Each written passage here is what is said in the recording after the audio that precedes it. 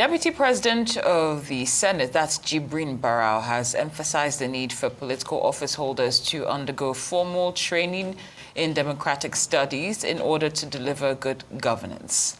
Barau said this when he hosted the Director General of the Progressives Institute, Dr. Larry Adebayo, and his management team, who paid him a courtesy visit.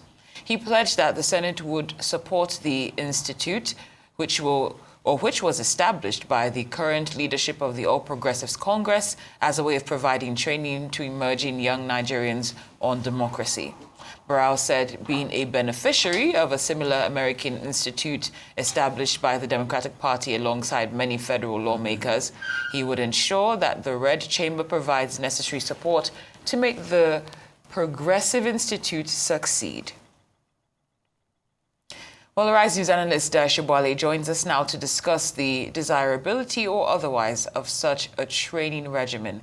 Mr. Sobowale, we'd like to thank you for joining us here on Newsday. Good afternoon. It's a pleasure. It's a pleasure being here, Surah. Of course, great to have you. Now, from your perspective, do you think this training might have any fundamental difference when you compare it to existing political mentorship structures within parties? There are not many mentorship structures.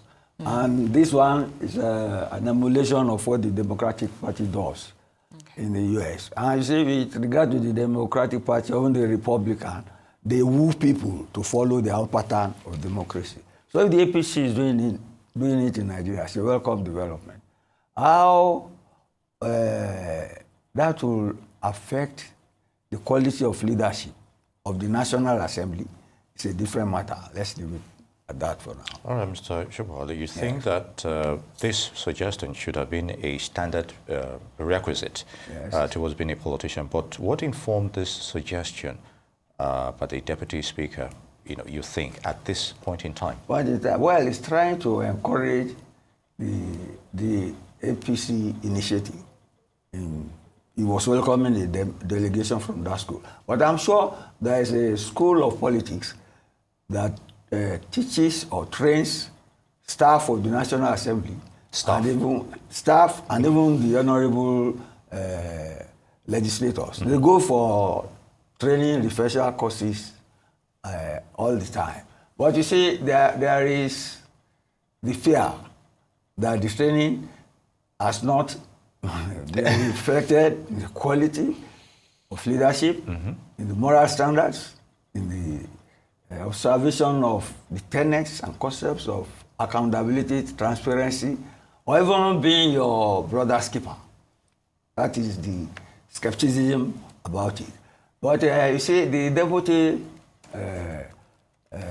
Senate leader saying this thing is a well-known leader in Kano, and he has been at the forefront of that. He has sponsored many people in his constituency, giving them scholarships and things like that. And people are saying that he's about the only person who can match Kwakwanso and the Kwakwansia movement in Kano.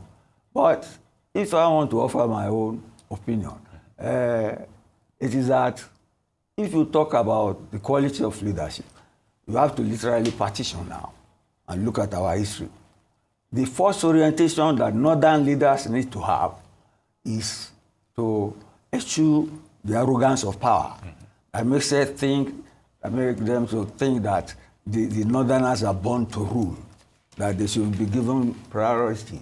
That's why we set up so many things on partitioning honors and privileges and so on, federal character, commission, even JAMB. That was right. You see, if they follow their trajectory, if they had followed what the initial leaders of the North, colonialism, fighting colonialism, that's Ahmadu Bello and later Abubakar, they were teachers. They knew the North was behind the South in terms of education, and they wanted to bridge that gap. They were how do I put it, almost like NCE teachers now. But they spoke good English, had good quality education. But unfortunately, the coup took them away. Yep. And northern leaders since then had abandoned their priority for education. Instead, They flood federal institutions everywhere with northerners at the expense of well-trained, better qualified southerners. That injustice is still there. It's still there. And you see, I don't need to mention names. You see, when some people talk, they threaten the entire country. That you cannot ignore the North. That's the first orientation camp they should go for if they want to lead this country right. Let's leave it at that for now. With all that you're saying, Mr. Sobowale, I'm thinking that you should be consulted to put together the curriculum. I can. You bet. I think so, because you're hitting the nail on the head. You're talking about the essentials, like accountability and transparency. Cultural orientation. Yes. What more will you add? In case they're listening and taking notes, I don't call you. They listen. It's only they ignore what people say and do what they want to say. The first thing, that cultural arrogance should be nipped in the bud. Yes. Then let us deal with each other on an open plate, you know, with transparency.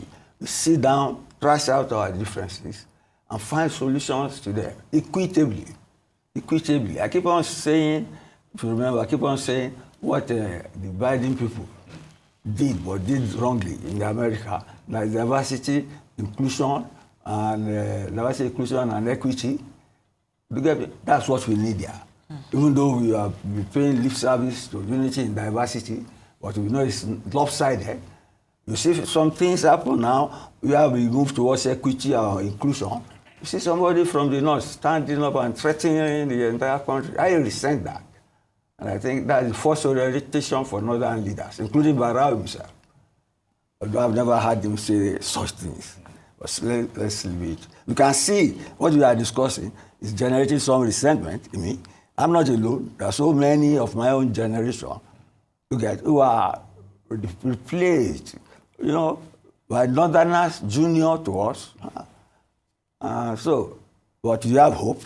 We have hope that our democracy is work in progress, and that somewhere, somehow, with the correct orientation, even though he's saying it now, you get at the center of equity and justice.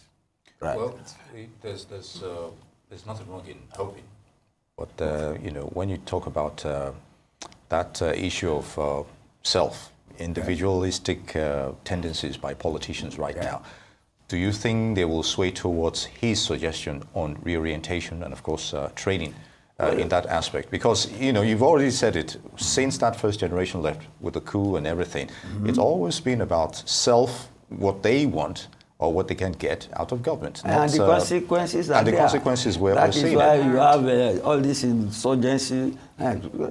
Okay, the Northeast governors, 6 of them, I served in the Northeast, so I'm always interested in the Northeast now. They met, and they are still complaining. And I can see what they pictured. I did a national service about 50 years ago now. But what they are still talking about is what we met on the ground there. The Northeast is so big and vast, but the roads are so poor. You can take about 2-3 days to travel from there, although then they were doing construction.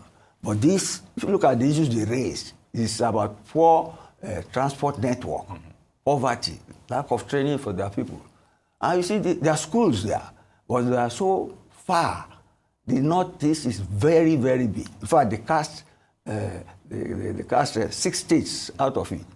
When we were doing orientation, it took us 2 weeks to cover the entire. But it's not as highly populated as reflected in our census figures, like most part of the North. Because Niger is bigger than us. They do not claim the sort of population we claim in our Sahel. Indeed. So that's part of the orientation they need. That, you see, we should be honest with ourselves. Do a good census, good, honest census, and cut our coat according to our cloth and make sure people are included in planning and execution. Thank you. What's Mr. Sobowale? One more call to Barau to consult Mr. Sobowale, call him up so that you can prepare this curriculum and you can follow through. Thanks so much, Arise Analyst Mr. Sobowale. We appreciate your time. Thank you.